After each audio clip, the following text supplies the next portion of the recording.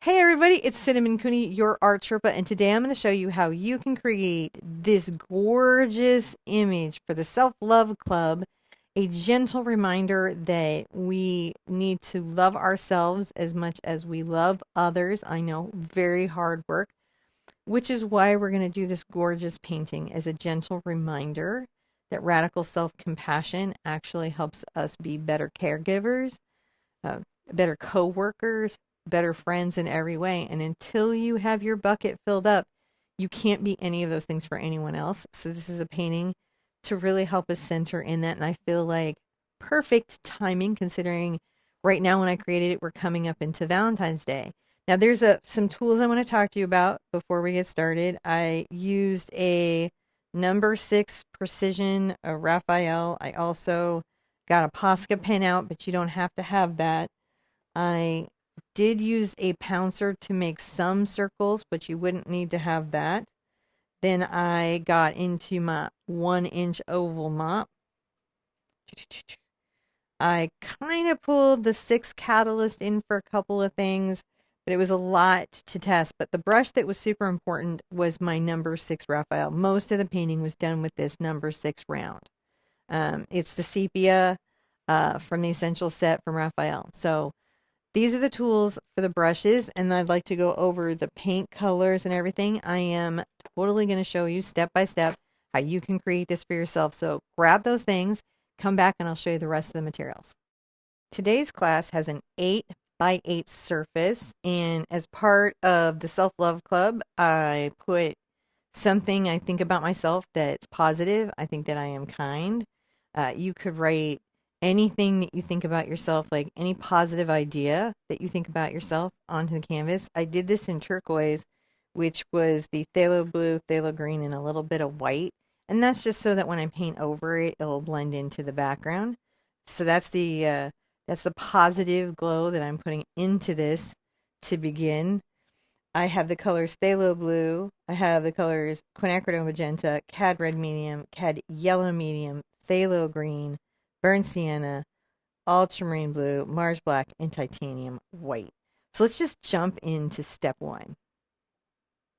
Okay, I'm going to grab a blending brush. Blending, blending, blending, blending. This is a 1-inch Princeton Select Oval Mop. I love these things. I love them so much, and I do sell them in the store. But you can find them around the world, like if you can't shop at my store, or, you shop at a local art store, which is a very cool thing to do. These are widely available around the world. I'm going to go ahead and load up some blue and some green.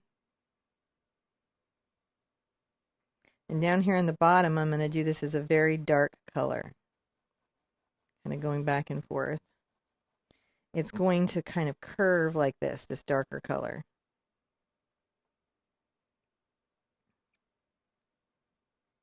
And then as I move up into the space, I will lighten it.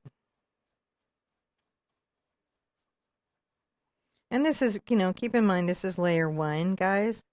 And layer 1 is just the beginning. It's just the opening note of the painting. And we don't have to be perfect here. We don't have to be precision here.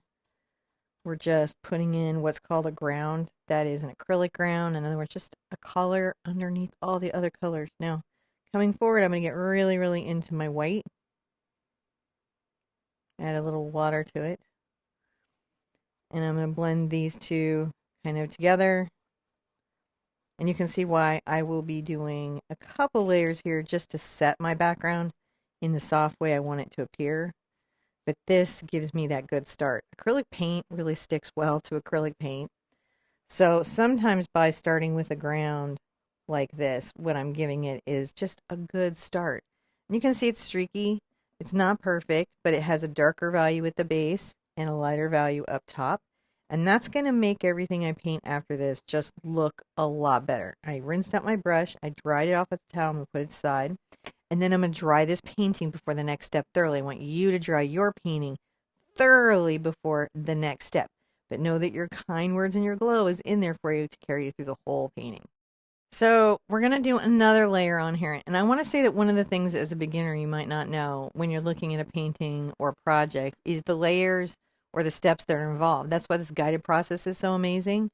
But also it's amazing so that you can make your expectations of yourself just a little less intense, right? If you understand that it's okay to be new at something and not just know things by looking at them. Now I'm taking burnt sienna and Mars Black with my oval mop again, and I'm going to just deepen this color down here a little bit.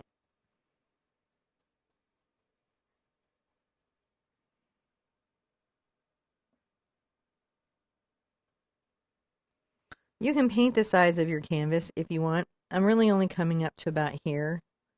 It doesn't need to be perfect by any means, and I might touch a couple spots going up just to say, oh, the pigment goes up a little bit.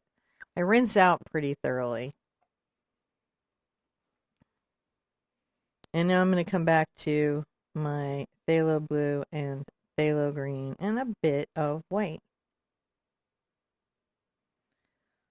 So, still dark, but we're going to blend into this darker area. If I have to wipe off on my towel to keep control of my paint load, I will. And what I mean by control my paint load is not have too much paint on the brush. Sometimes it's easy to get too much paint or water on a brush. And the towel allows you to control that in a really lovely way. So you can see I'm just blending there. Come back into our white.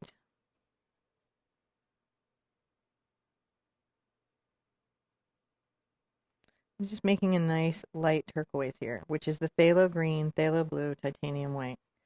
And I'm blending what's called wet into wet. In other words, the paint on the canvas is wet, the paint I'm adding is wet, and I'm allowing these colors to create their blends on the surface of the canvas as I'm painting. When I have that gradated in a way that feels good to me, you can see that I'm kind of just making sure that it's got a nice gradation. And I come over and I can blend it with the brush. Because it's a lot like a blending brush if you do makeup. If you're a person who does makeup, you would notice that these soft blending brushes really, really, really do a good job of creating transitions in your eyes and your cheekbones. So just another place it goes. Now I get just a little water on my brush and quite a lot of white into the turquoise. And I'm going to come up from the top, coming down, and blend that very light value in. What do I do when I have too much paint on my brush? I can wipe it off on my paint towel. I let my paint towels go for a while, and I do wash them in my washing machine, sometimes by themselves. I'm not trying to get all the paint stains out. It just helps soften them. Guys ask sometimes, like, what do I do about that? That's what I do. Now we have this sort of atmospheric, wonderfully moody background that is going to give us such vibes for the next layer. And I like that. I want to have good vibes. One thing I'll say is that I feel fairly good whenever I'm painting, even if I'm like having to think a little extra hard to get something out. I just am so happy to be here and able to do this and have such gratitude to be painting again. You cannot imagine. Now let's thoroughly dry our canvases, and when we come back, I'll show you the next step in the project. So now I want to kind of roughly sketch out the placement of where my heart with my saying, the one that I want to see on my wall every day to remind me of myself of the work that I need to do. And then also so that I can scale out my focal flower. So the first thing I will do then is actually scale my focal flower by kind of sketching that out. Let's find the center point of the canvas is 4 inches. And we're going to just make a vertical line to follow in that design. It's like, and sometimes I like to check it a couple places and make sure I'm at 4 inches. Because, you know, this ruler thingy, right? Okay.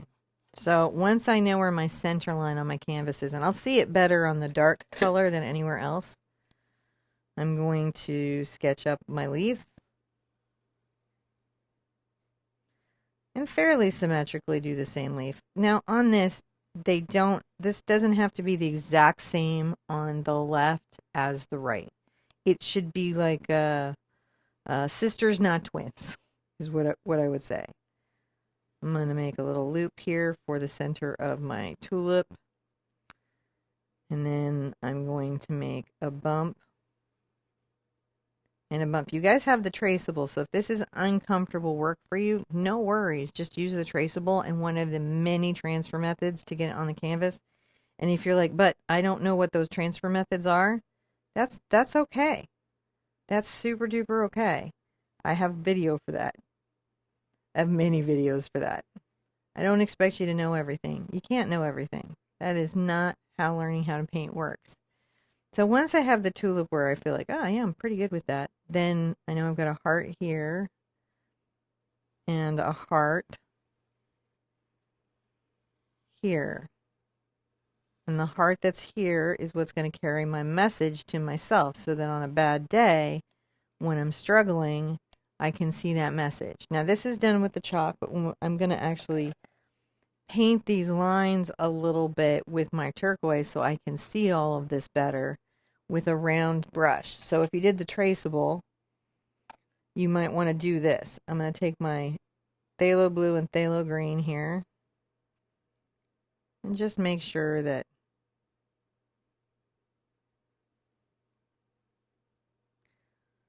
I know where I'm going, because it is really easy to get lost in a painting. I got real inspired to do this from really all of the amazing artists in groups. There's just, I want to even call it a school, because it seems to be a school of work, a certain sensibility of using creativity and positive messaging. I think it's really cool. I'll get my little stem here, and I'll go ahead and put in my little... So it's not that I'm painting these in this color, right? I'm painting in the background color. Easy enough to make go away.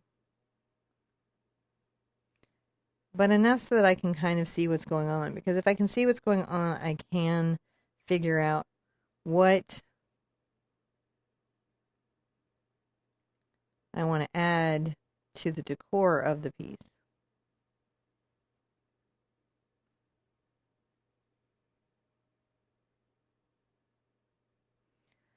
There we go.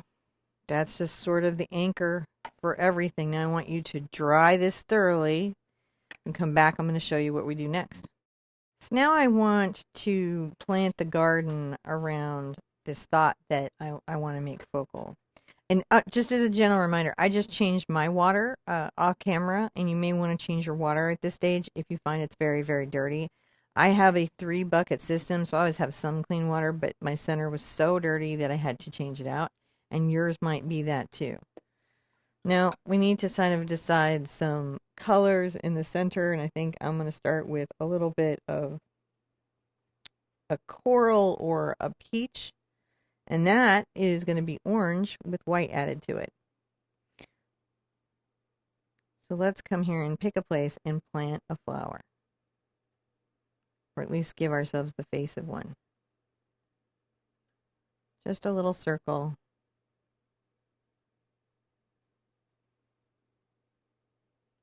I might put on my glasses so my eyes aren't working so hard. It's amazing how little adjustments to your comfort can make such a big difference in your painting experience. So again, peach is orange with white in it. Coral is more to the cad red with white. That's pretty good. Let's put one up here.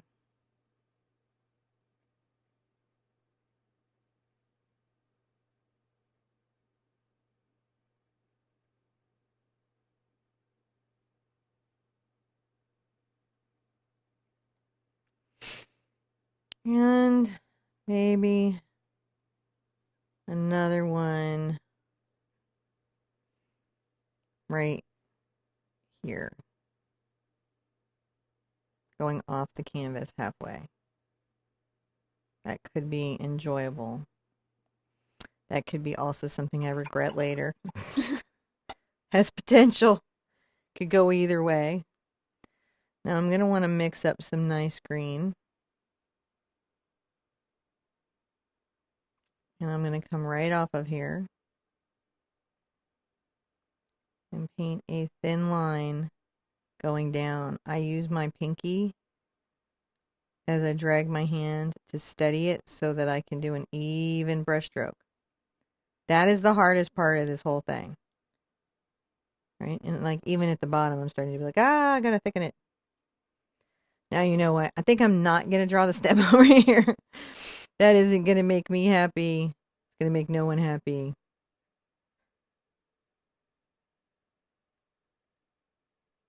I sometimes, when I don't have a mastery, a complete like, and when I say mastery, I mean like actual mastery, right?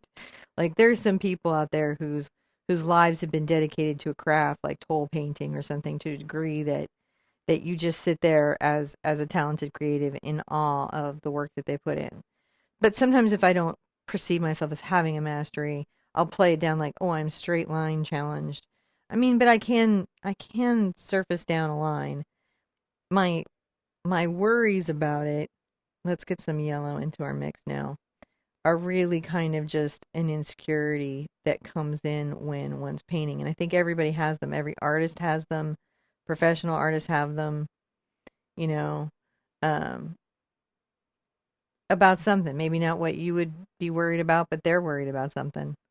I'm going to press this round brush. This is my number 6 sepia. And so I'm going to use this to give me little leaves going down.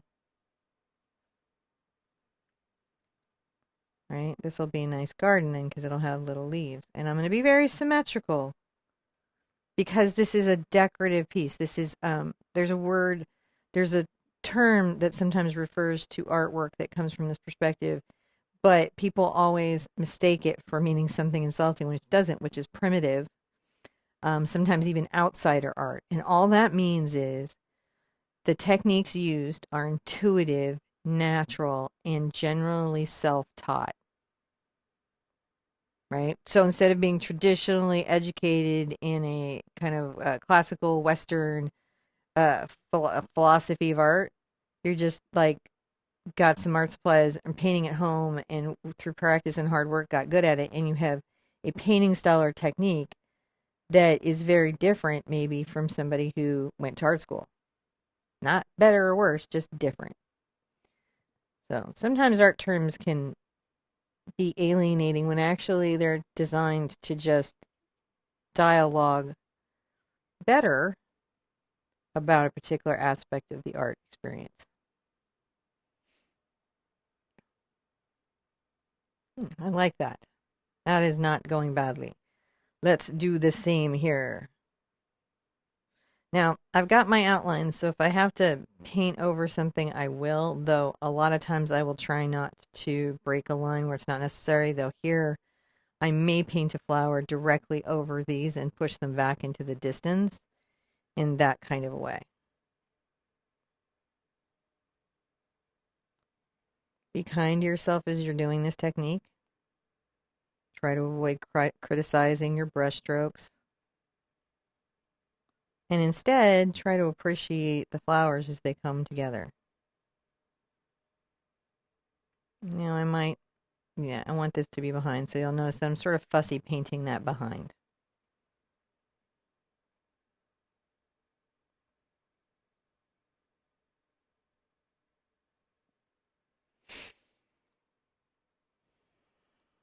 All right, that's looking super duper duper good.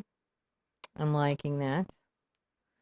And I have to make a nice little decision about the flowers around it. And I think I'm going to come in and I'm going to have them be just a little pink, I think.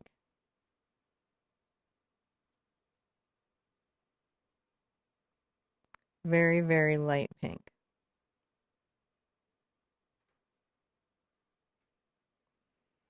And I'm going to come here and Just press my brush down, wiggle it a little bit to make the petals.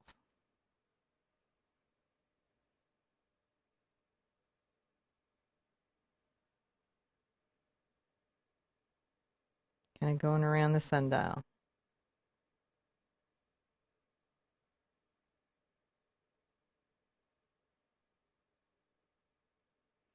Making sure that they're okay. Look at that, just already so cheerful.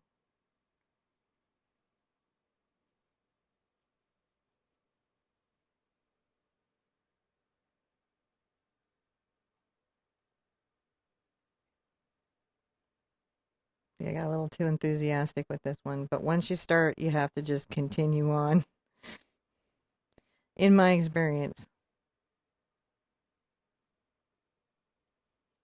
Maybe a little more pink there.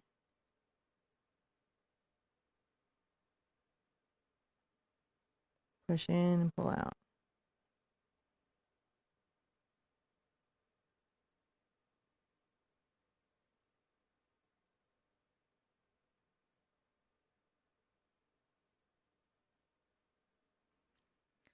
So I'm going to continue around on that one, even though it's kind of like frustrating me here. I don't turn my canvas generally when I paint, but I'm gonna today, and I recommend that you do that. Because oftentimes the technique has an angle or direction for which it works a little better.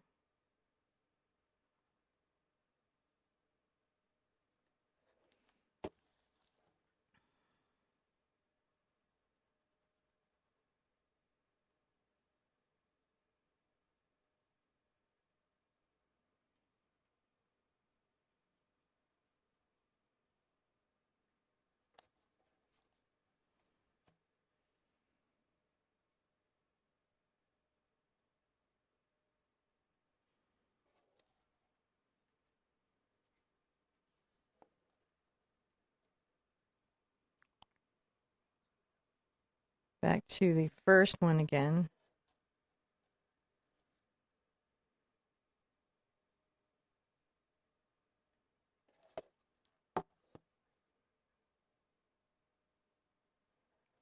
And then I want to come here and hit this one right there. Not like hit it, but like make sure I paint it. So I know I've got some that need to come off the canvas. So I'm going to just do this type of stroke where we don't even touch that center.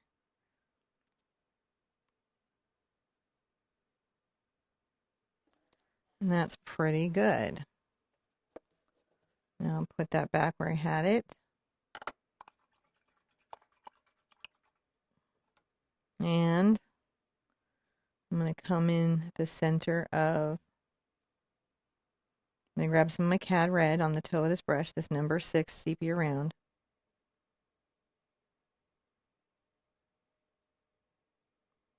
And paint in a little heart. Just a little heart. A little heart for the holiday, the self-love holiday, because that's what we're doing this year. We're going to celebrate self-love, being kind to yourself.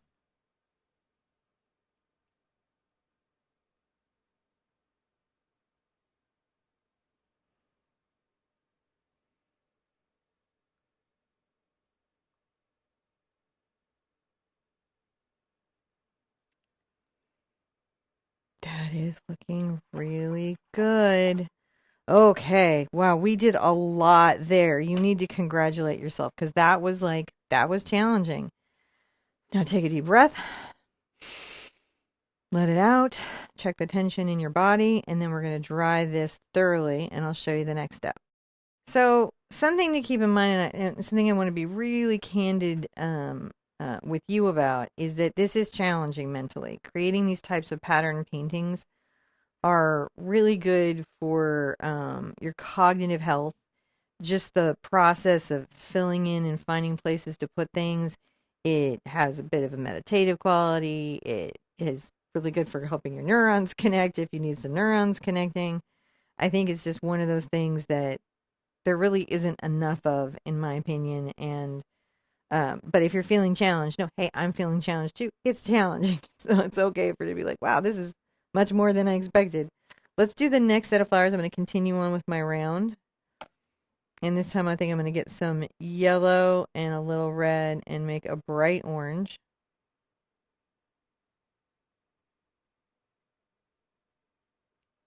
And I'm going to come here and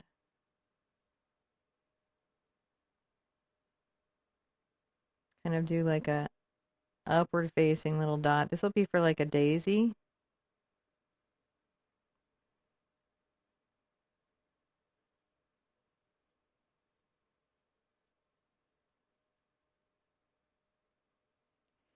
This will be for like a daisy.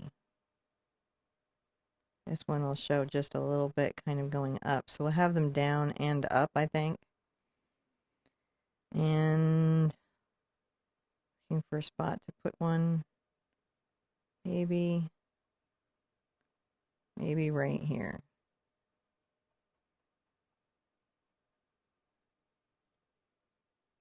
I can come in with a little red if I want to make that a little more interesting.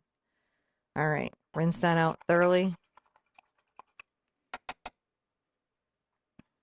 Now, this one is different in its face. This one's going to be facing up and the petals will be out. This one will be facing to us.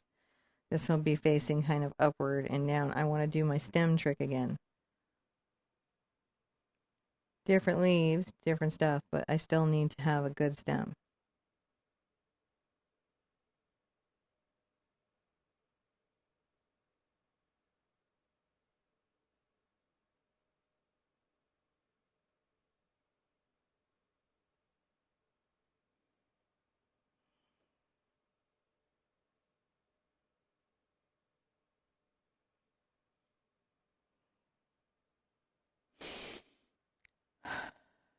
Take a good breath.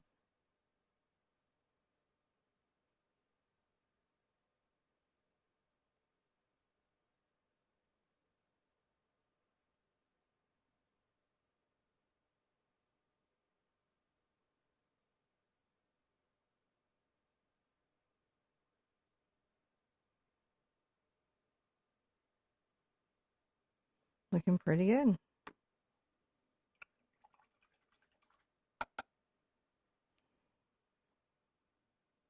A little bit of green and brown.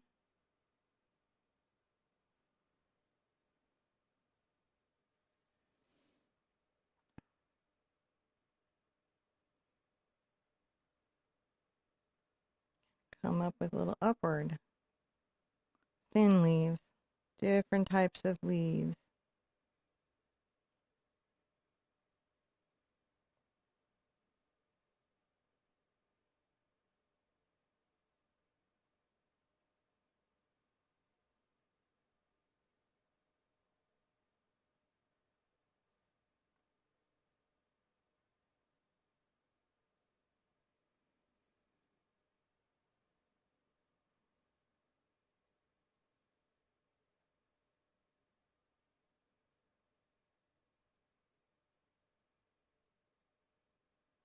Just getting those where they look like they are growing and you're seeing little fun decorative elements. Now I'm going to take a little bit of white and a little bit of ultramarine. And I like to do this so that I always have a little reserve of white to make brighter. As a thing. You could also do it with a brown. I just like the feeling of the ultramarine blue and white. So you can see I'm thinning and rolling, and then I'm going to load. And what I'm going to do here is I'm going to come here.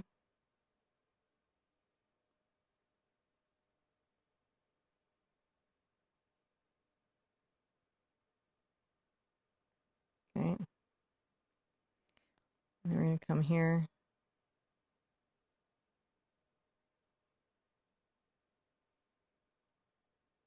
Kind of hiding that little daisy head.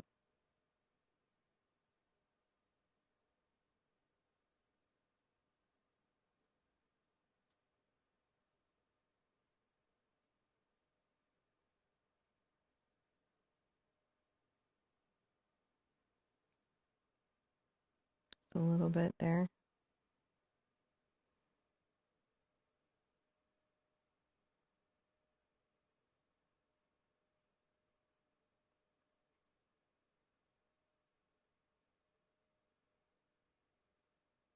That's fun.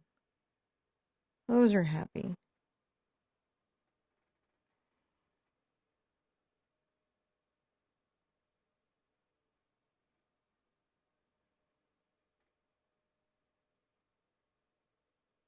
Just pulling little brush strokes up. Okay. That's a little bit of a daisy there. Those flowers are starting to bloom. I can come in now with a bit of my yellow.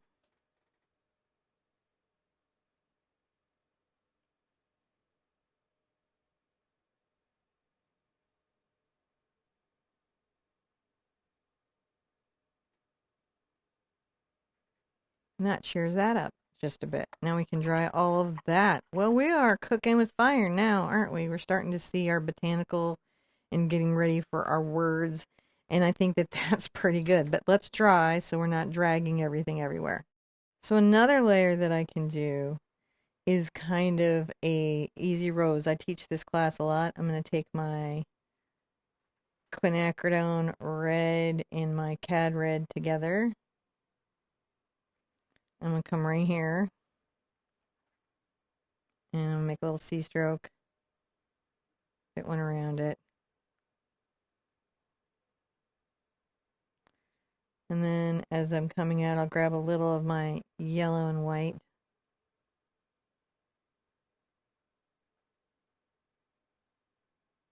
And paint a little rose. Grab a little bit right here.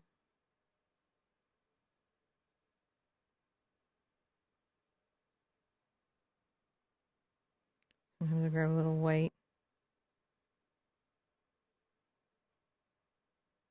That's a lovely little rose.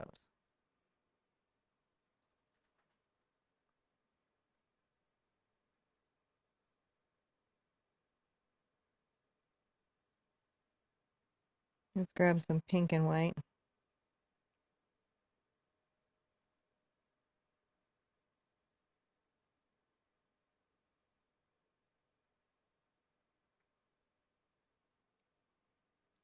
Some white in general. You can see it's just about building that out.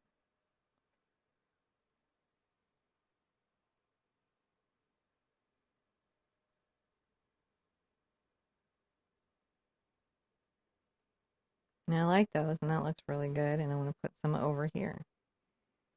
So I'm going to get some white and just kind of drag it through that paint there. I've got yellow. I've made some orange earlier.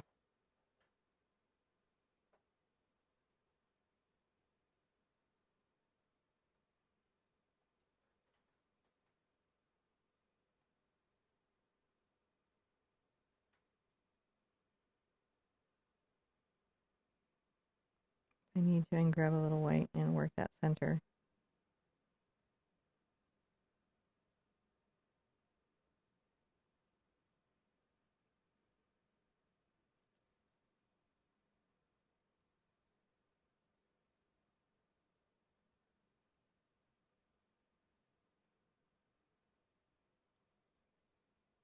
Grab a little paint.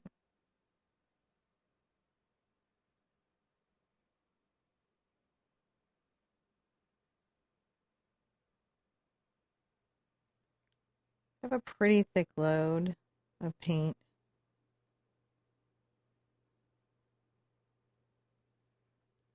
So that does help me build up the roses and just going through the colors.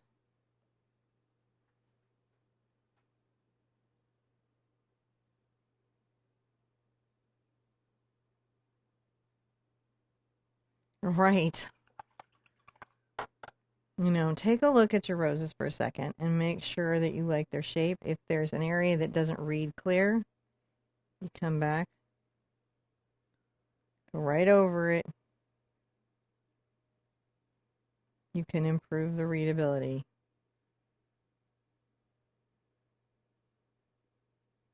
Readability is just how easy it is for your eye to tell what a thing is.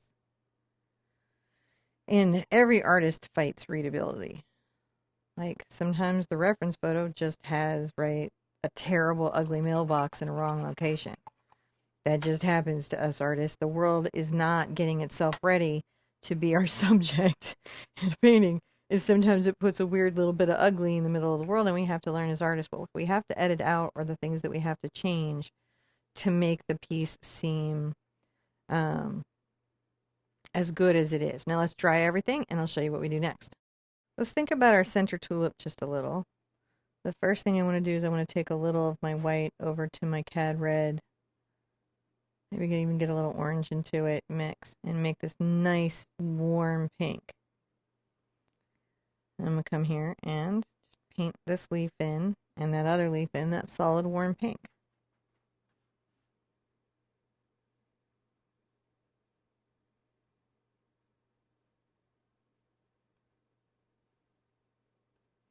Now what can happen to you, right, if you are painting this and you're painting along with me but you're using different paint, is you might find that your paint doesn't have good coverage when you're going over a dark color. And if that is true, you may need to paint it white, again, dry it, and then paint the color over it. But I am using Abstract by Sennelier, and it just covers. I'm still thinking about the placement and painting of my leaf. It's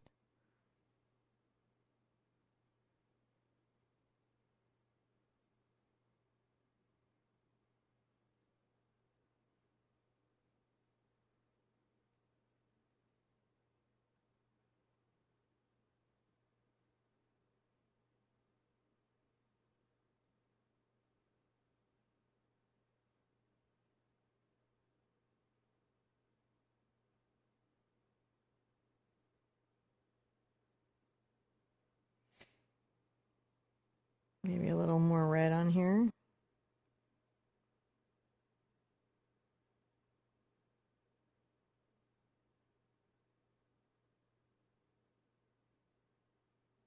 It's nice. I like that.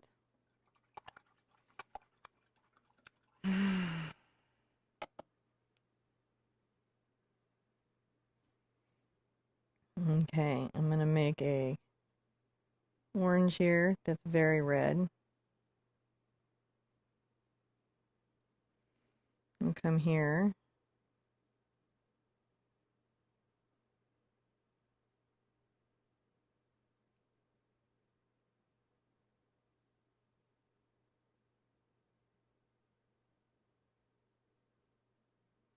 Now it really glows and vibrates against the blue.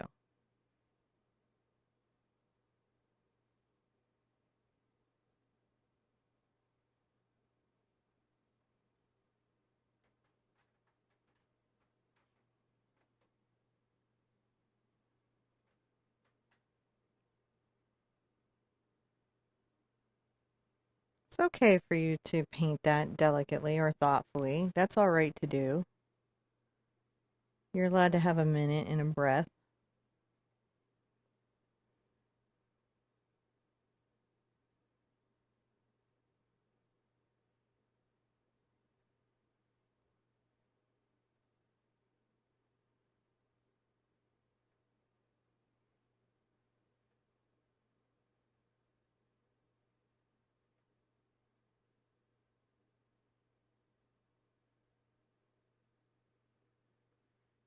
So this is starting to come together. And now what we're going to do here is we're going to paint a little bit of a heart.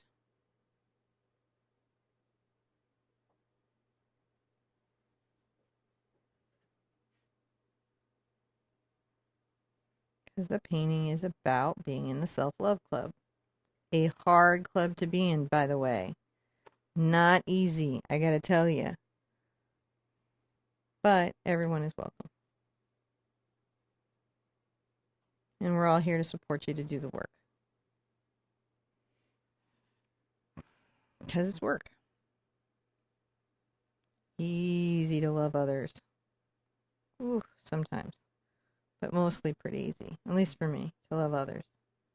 hard outside of the canvas to do that for myself. Painting another little heart up here.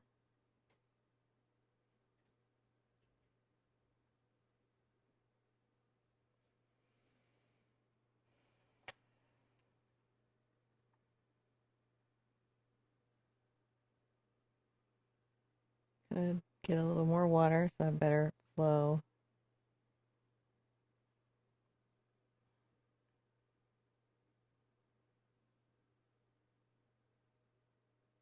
I'm painting little hearts. Let's turn it. I do kind of want to symmetry that one.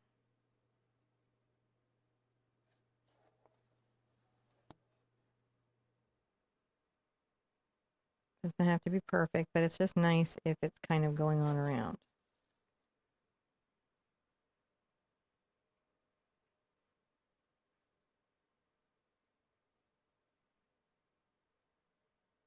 Keeping these hearts will be hard.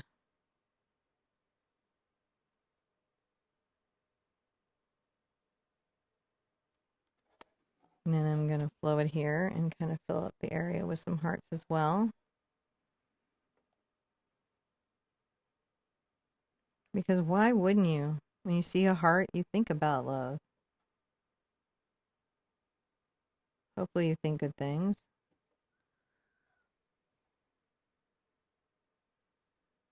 I gotta watch that paint drag with me. I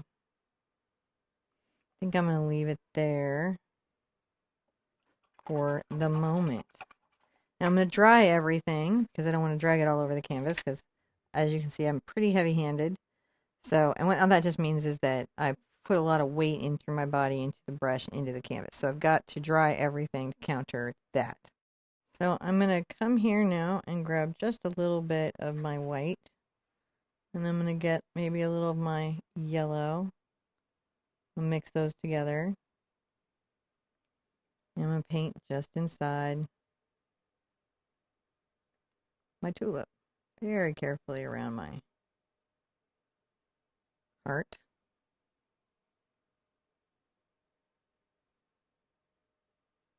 I can put it back if I paint it out, but, you know, sometimes the effect of painting around something in a precious way is nice. It shows in the construction of the painting. And it's something you would typically see in primitive designs or outside art designs. Painting around objects, filling in around objects, alternating between elements of your painterliness and elements of decoration. It's just wild, and I like it a lot. I collect a lot of it, actually.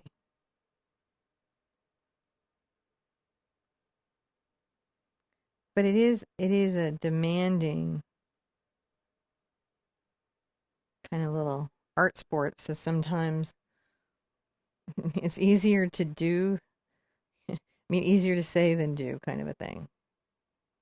I have a little black here, but I don't know I'm going to be using any black yet. We'll have to see if I decide to put in tulips or, poppies or not.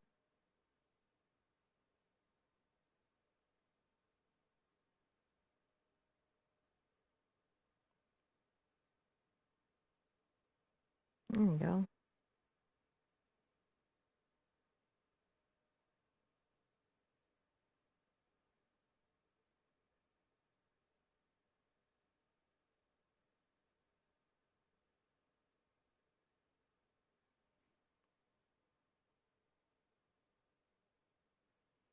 Just building that up.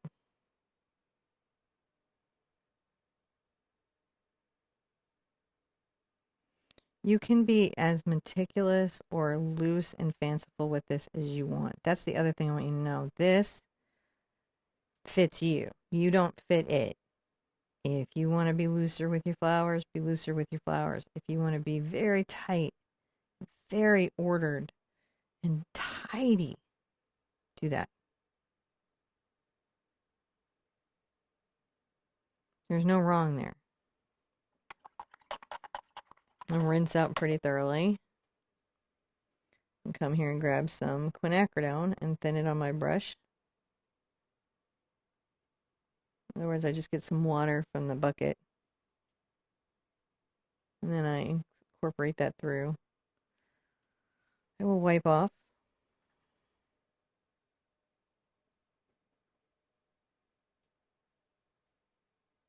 I'll come down the stem with a little bit of a line of it.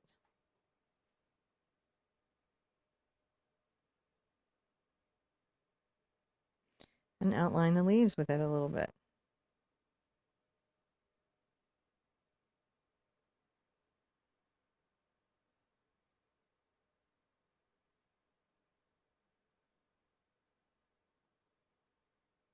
Adding a center line and dividing line.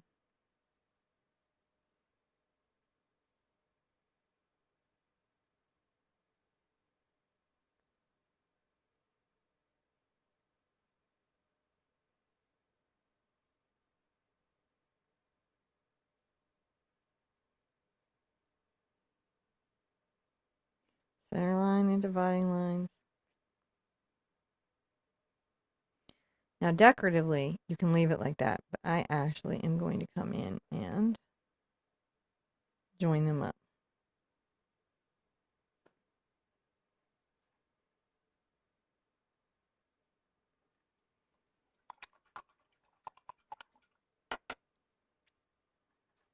Okay, let's call that done. Dry everything and come back. I'll show you what's next. Now I want to do an interesting thing here. I want to come in and using, this is a number 6 Catalyst Bright. I'm going to come in and make a very, very light aqua. I'm going to thin with some water.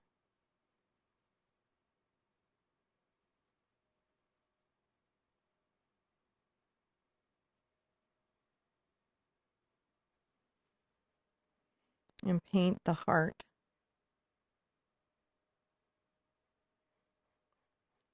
with the lighter color. Move the painting if you need to move the painting.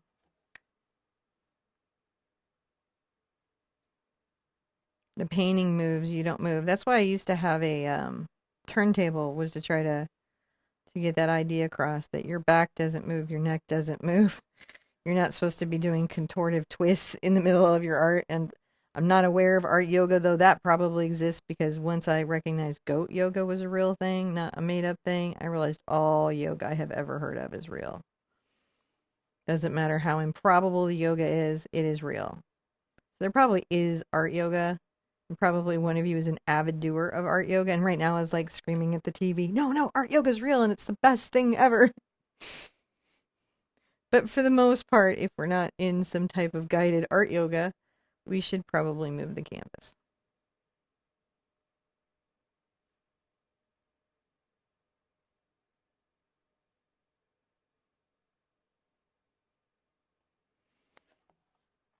And I just want to make it noticeably, it's still blue, but it is noticeably lighter. And I may even get a little of my yellow into this mix.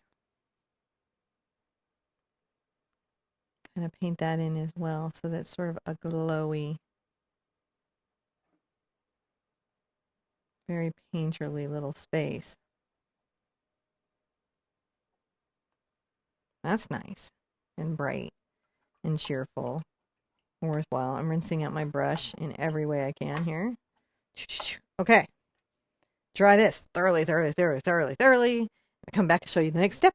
So I want to kind of fill in some space, and I'm going to fill it in with sort of decorative flowers and hearts and things. One tool I'm going to use is one of my old pouncers. It's just a round sponge. You can do this with a brush. The pouncer just makes it easier for me. I'm going to come here and mix some orange right on up. And then I'm going to get my pouncer in there like they do.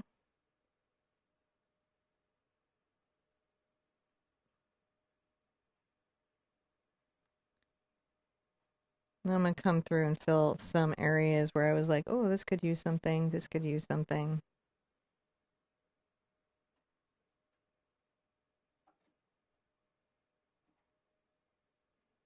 And then where I feel like um, there's a hole past that, I'm going to do hearts. Now, these sponges don't live well if you um, let the paint dry on them, so it's always a good idea to rinse them out after you use them. But they do make laying out fun and decorative little flowers sort of generally interesting. All right, so put that in some water and dry everything. That will be the messaging of this particular painting, and when we come back, I'll show you what's next.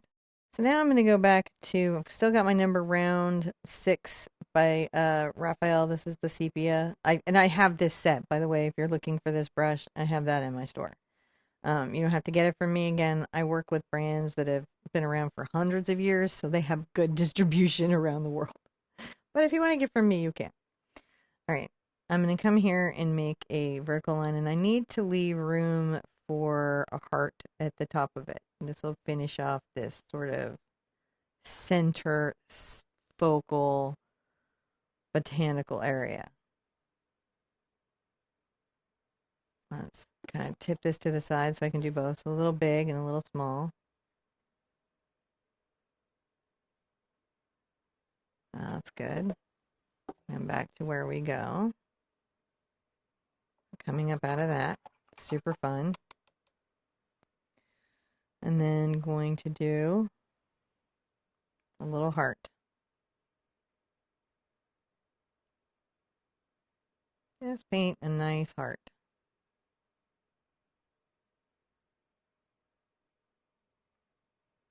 Have so many hearts you think you're a member of the BTS army. That's how many hearts. Just love, love, love, love, love, love, love. Love. Only love.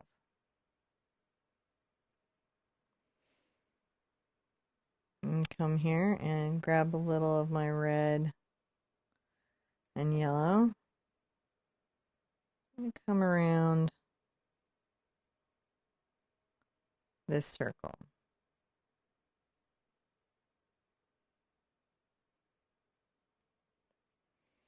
Thin my paint a little bit. And bump. And bump. And bump. Turn.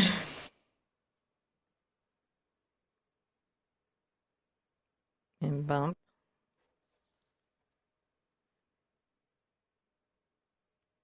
And bump.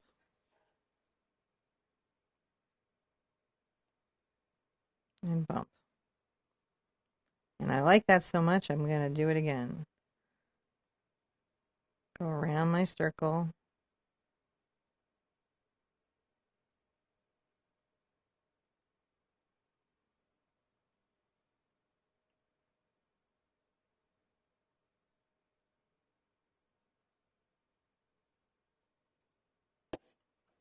Just coming around, adding little bumps.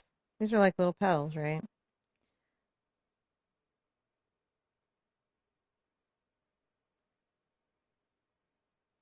But you're also making sure that you've got nice decorative space.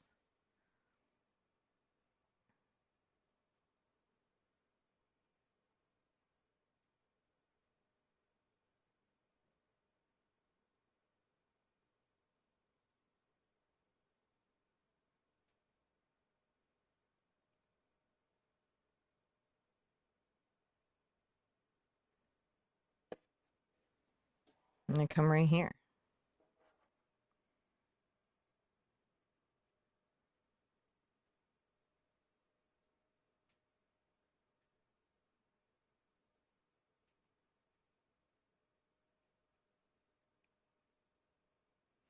Another way of thinking of this is in terms of design, like words like maximalism.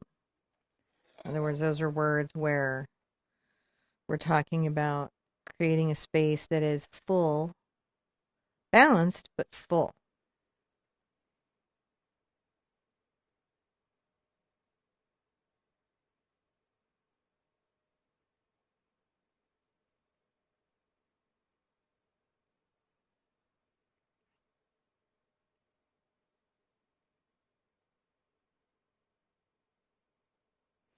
You would want to paint these around the sides, you know, if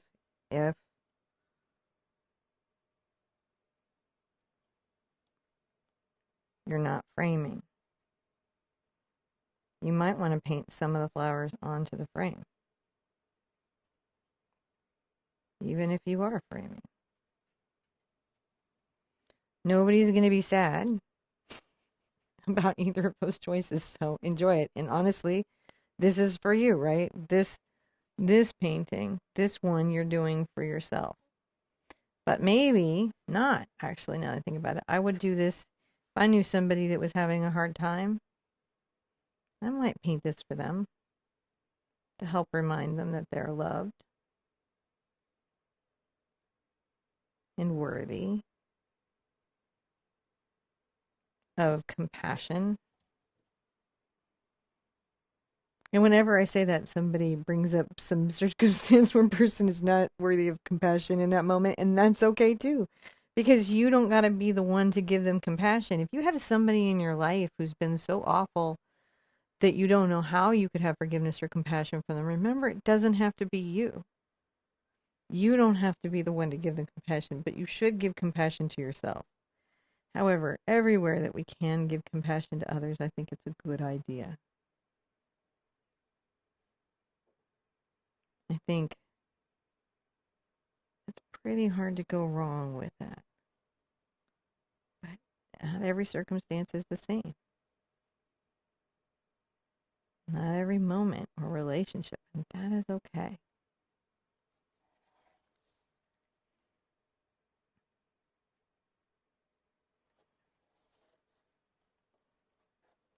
Wow. We're making headway. Okay. We're going to dry everything here. We've got a little more in the decorative space to do, and then we get to do the words, which is either the funnest or hardest part of the painting, and I haven't decided that yet. For here, we're going to add a little bit of a decorative element. I want you to grab black paint and get a little bit of it on your brush. And I'm going to come around, and you're going to make a little pattern. You could probably also do this with a paint pen if you didn't want to do it with paint.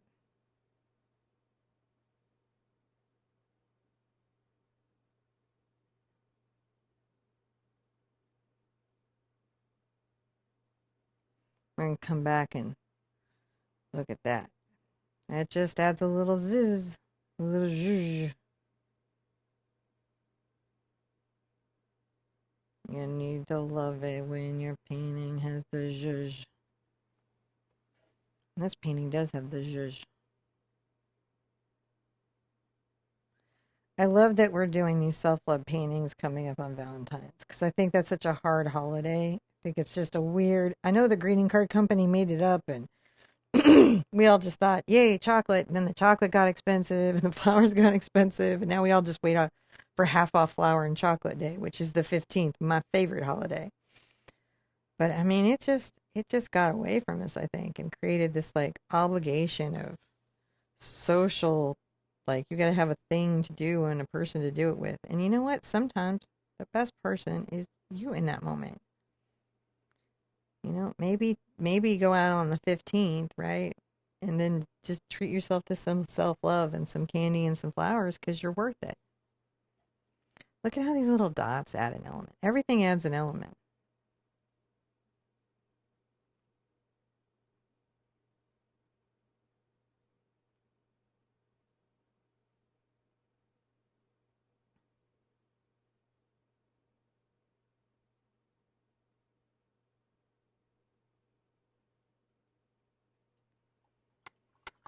Can also come here and rinse my brush out quite well.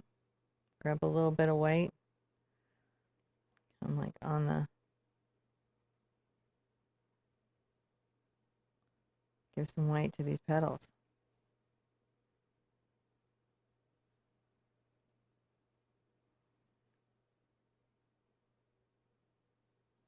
It creates a little pop. A little pop.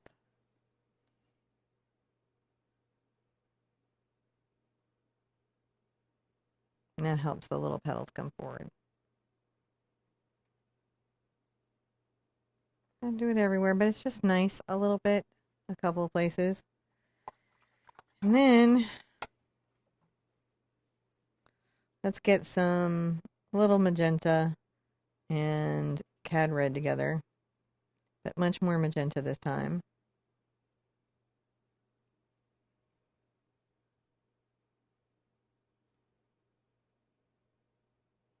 Let's paint in some hearts.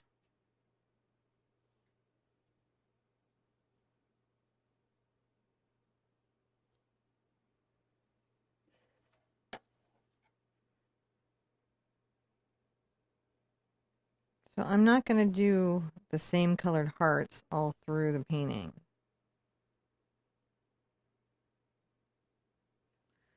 I'm going to go through and mix up several colors and put hearts all through the painting. Your hearts can have bigger hearts and smaller hearts. There's not like one heart that works.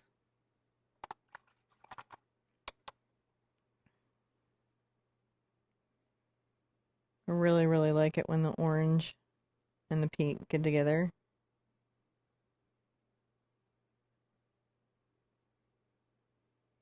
And paint some of these lighter hearts.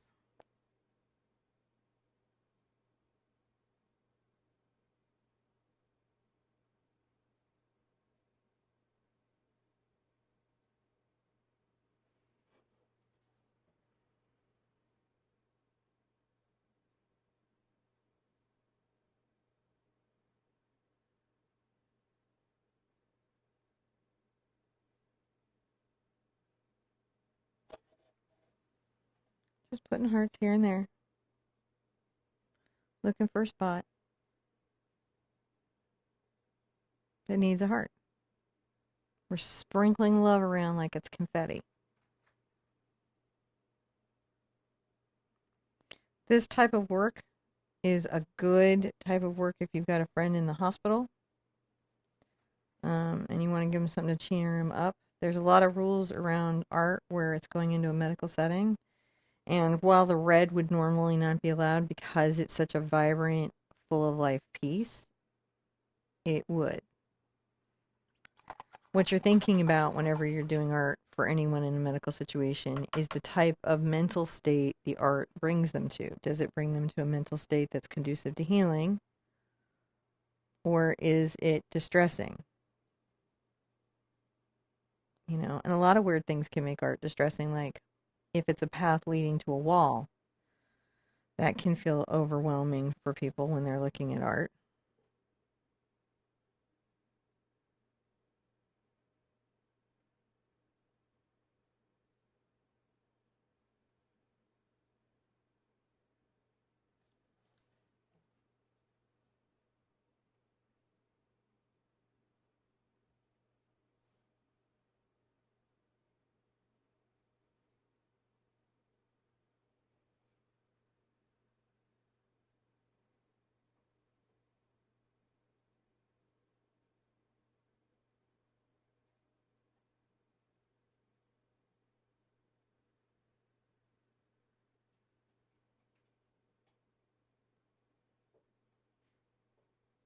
You go until you're happy. Till that part of your brain says, oh, you're good now. That's how long you go.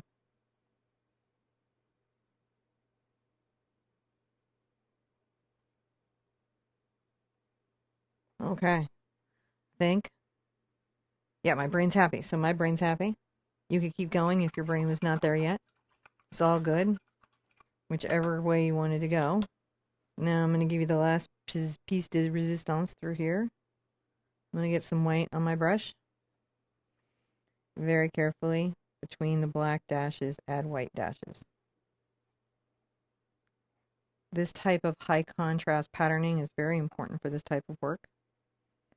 I like to make sure I always have an element of it somewhere.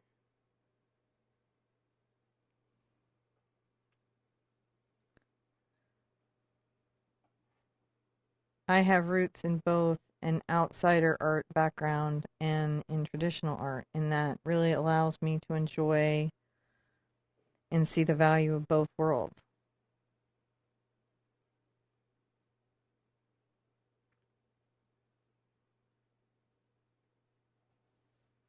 Just something to enjoy.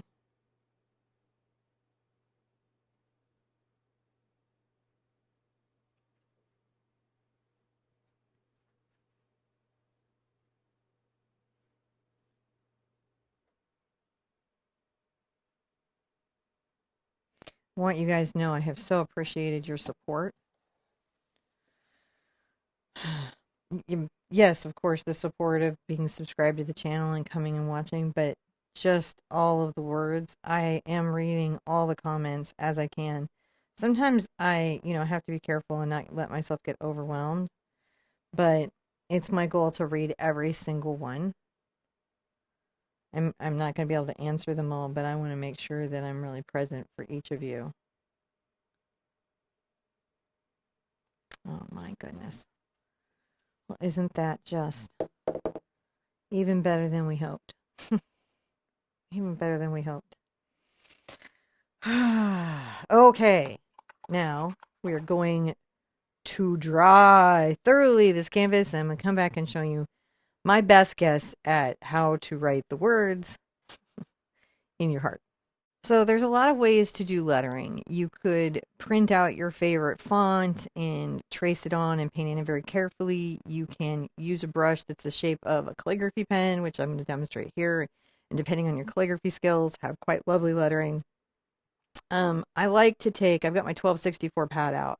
This is my Fabriano multimedia pad, and I can get in it and, do tests on what I want something to be.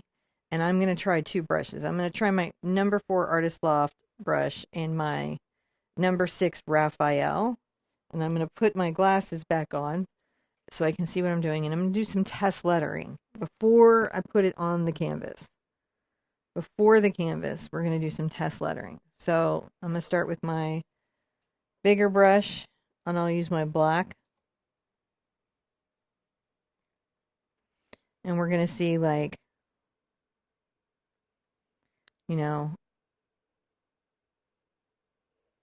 right, ways that we might enjoy using it.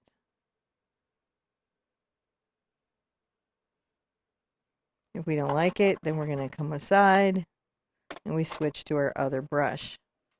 And this is just what you do. If you practice it a little bit, then you're not like discovering on the canvas that you didn't have a plan that you liked.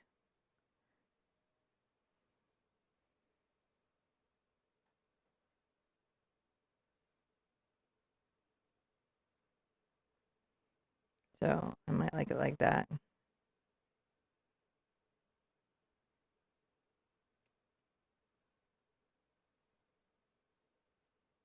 And then the other thing to check that's possible is, of course, not the Mona Lisa pen, the Posca pen. Let's drop one open here. If you've never opened a Posca pen, you just twist the plastic off, and then when you go to load the nib,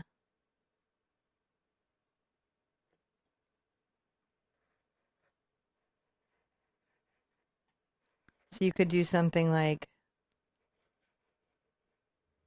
this. So you didn't have to write it with the brush. And then the other one we can test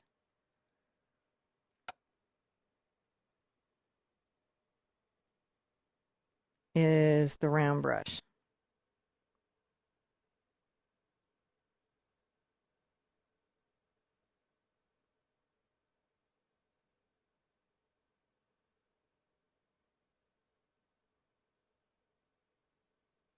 So it's just about what kind of lettering you're going to want in your personal painting. You could even decoupage lettering on. So I just want you to understand at this moment you're not stuck or trapped or held over for anything. Let's make sure everything is dry, make our decision about what we like, practice it for a while, give yourself a second, find your favorite lettering, and when we come back, let's add the words to the painting. So I tried a bunch of different methods, and I decided for me what I'm going to do is use a pencil to lightly sketch in a blockier letter. Then I'm going to use my paint pen to outline it, and then I'm going to use paint to fill it in. So because I really like this black and white effect, and I think that there's some playfulness that I can do here. So that's what I'm going to do, is just kind of scale it in. So I know I need to be in this space.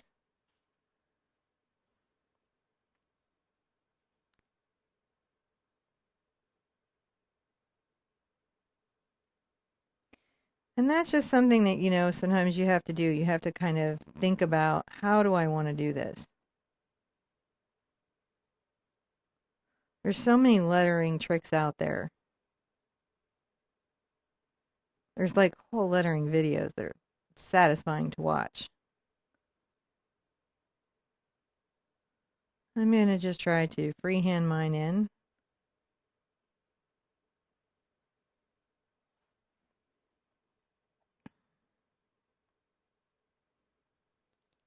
Right, like there. It's hard.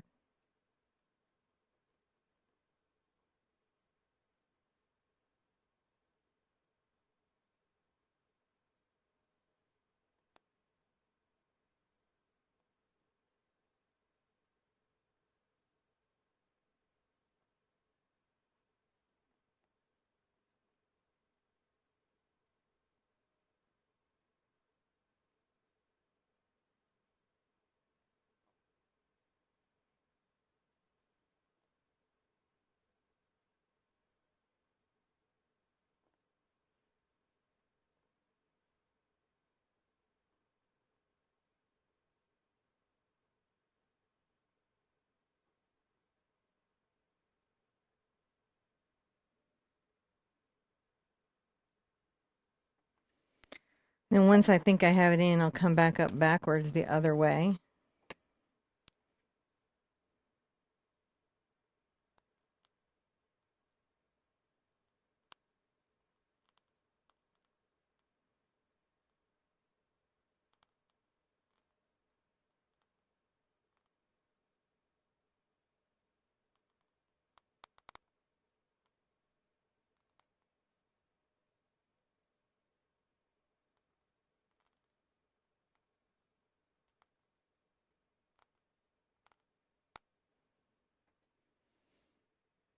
I got a word in.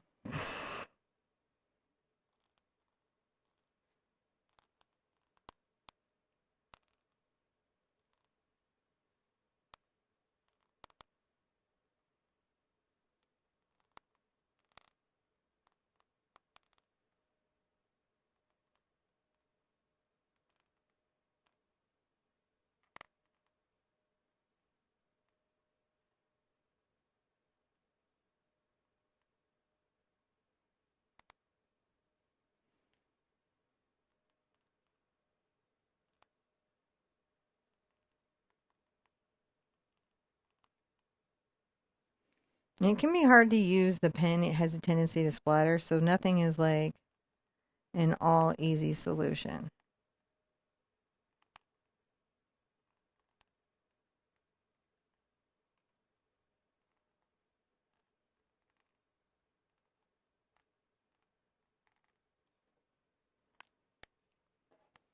That is looking okay. Now I'm going to take one of those small brushes I had earlier. I'm going to take my Raphael Precision, because it is a precision brush.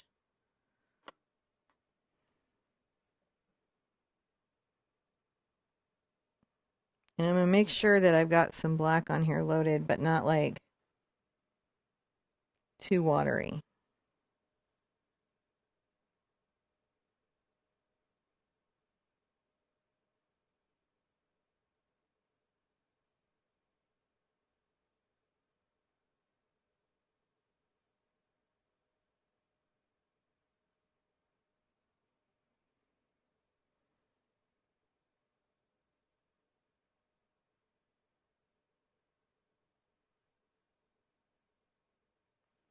You'll notice that I'm quieter for this painting process. That's because it does take my concentration right now. This is more challenging for me at this time. Um,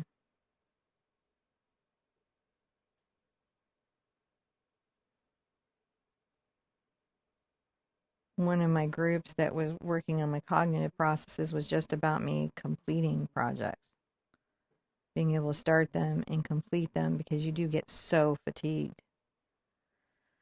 So if you're experiencing that, if you've just gone through a brain event or trauma, or you're going through that and this is like challenging, don't be surprised by that, because it really is. This precision brush is a joy, by the way. I just opened it up, and this is now going into my main brush bucket like immediately after this painting. This is the number 6 Raphael Precision. It is an angle, and I like it a lot. I haven't had a good angle in a minute.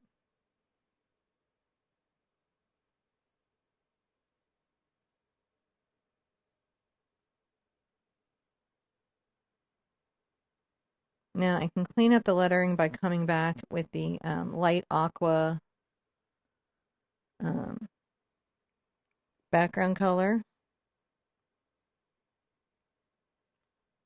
So that's another thing that we can do when we're like cleaning up this lettering, is like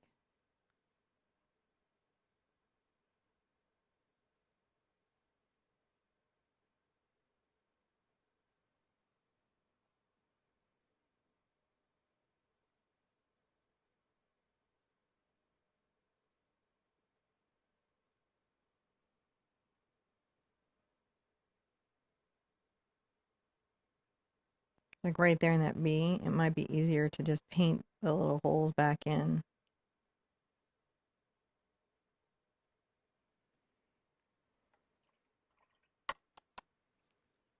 Like I can come in here and just grab a little paint and go bloop, bloop, to put the holes back in there.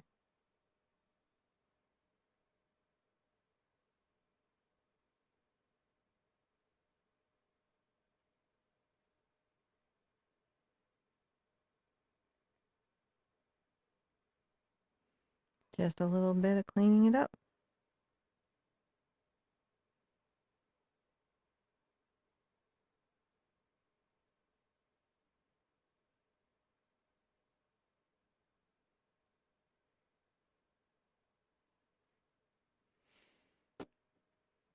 Now, I want to dry that so I can do the effect that I'm interested in doing. So let's dry everything and come back and I'll show you how I kind of, this last bit.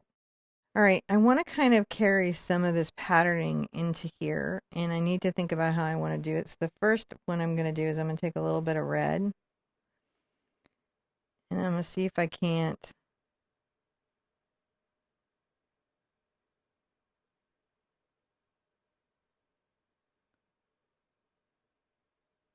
add just a little bit of pizzazz, a little bit of charm to the lettering.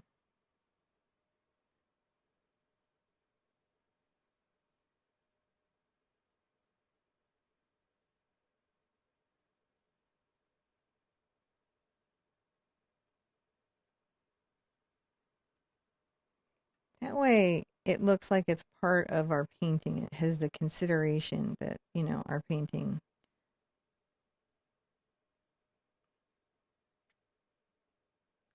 needs to have. I like that. The SLC, Self-Love Cup. I like it. I like it a lot. Now I'm going to wipe off my brush, and just because I want to keep this very decorative and very rustic and charming, I'm going to come through and make little dots on the outside of the light heart. Because you got to be lighthearted.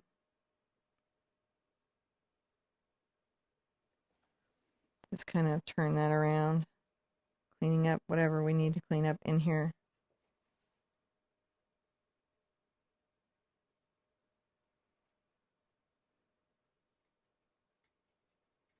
Again, you can get as wild with this as you want, or as tame with it as you want.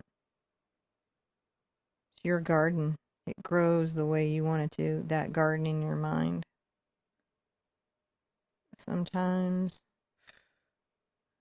you get a weed. You have to figure out the difference between the flowers and the weeds.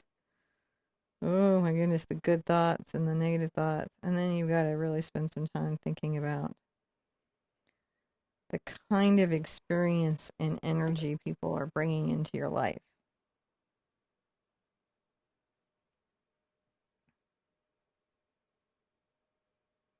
You know, do they make you feel safe?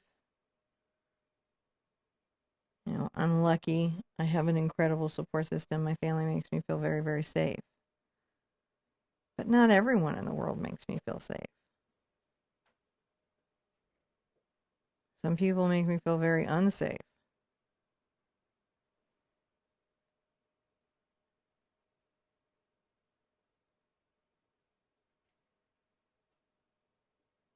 Now, I don't want to go to another step, but I do want to hit this with my hairdryer for just a second so that when I come back with the white, I get a nice contrast and I'm not making gray around the heart. So give me just a second. So now I'm going to go through with a little bit of my white and I'm going to go between my black marks, making my little white marks, making that nice, what we did in the flowers.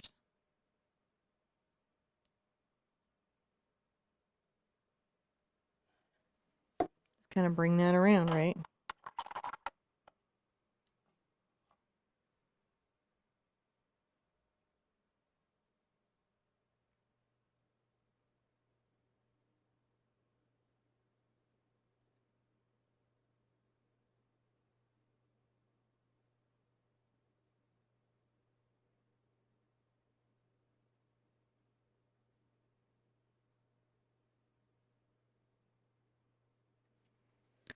By mimicking the red and black and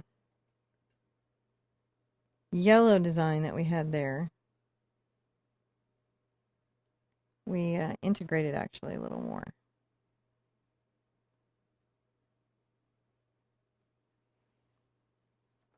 Pattern making is a lot of fun. You normally think of it in terms of watercolor, but you can do it in any medium.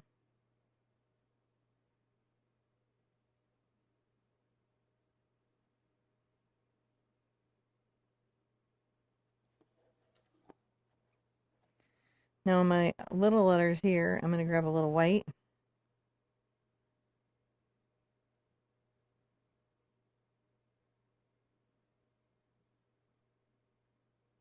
And add just a little white into that, I think. Make sure I'm not dragging any white anywhere from anywhere.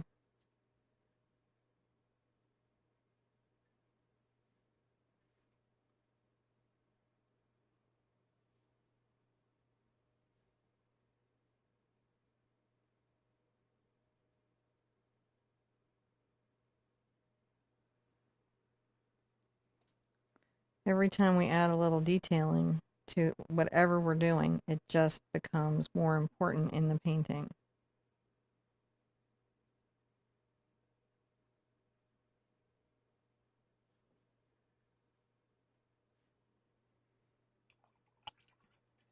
I'm going to rinse out. Kind of tip here.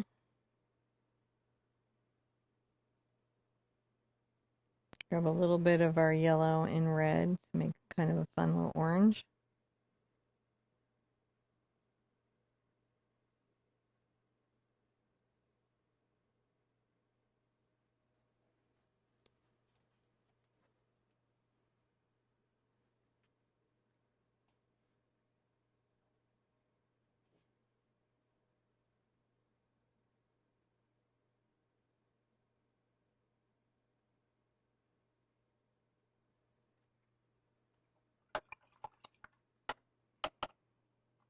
Now put a few of the little black stripes back in.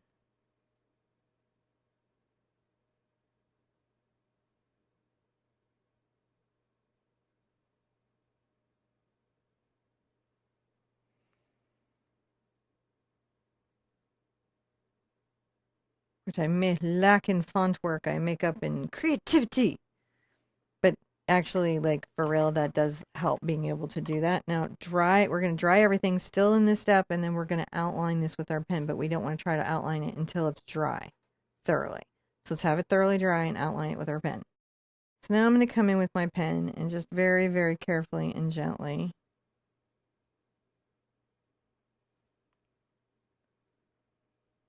clean up my little letters. Or constraints anyways.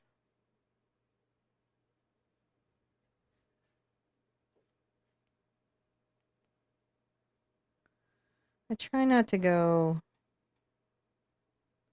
too fast because it can cause splatters.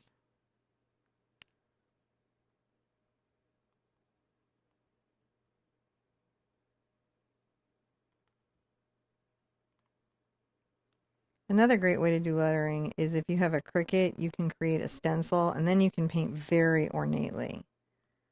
I have a Cricut somewhere, and when I find it, I may demonstrate that skill.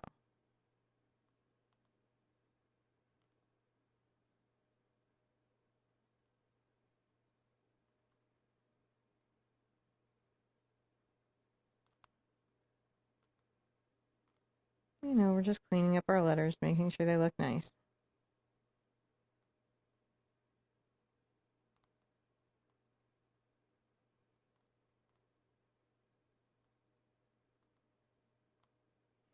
Maybe giving them a little shape, a little extra attention. Right? You don't want to do the painting and then not give the whole focus of the painting enough attention. Now, because I used a Sharpie in this, by the rules of art, not at all, but actually, truly, I can sign it with that, and that's nice because I want to sign small. But I still have to sign carefully because it's a splattery pen. The reason I keep saying splattery is the 1mm are splattery. The felt ones are not. It's just the nature of these pens. They're just acrylic paint pens. All right, got a signature in there. My goodness, did we do a big project today, and one that's really good for us, because believe it or not, the whole time that you worked on this, you had to consider and think about yourself and self-love and how you feel in relationship to that. And that genuine reminder will actually help you keep that space and remember that it's sacred. Because when you make art like this, what you're saying is this idea is very important to me. We've been making marks as a species for a long time on walls, and we only do that when things really matter. So I want you to matter to you, and I'm going to matter to me, and that's going to be what we work on. And so hopefully this Valentine's in 2024 is all about coming back to ourselves and realizing the value within us. Now, guys, I want you to be good to yourself, right? And from there, you can be good to each other. And I will see you at an easel real soon. Bye-bye.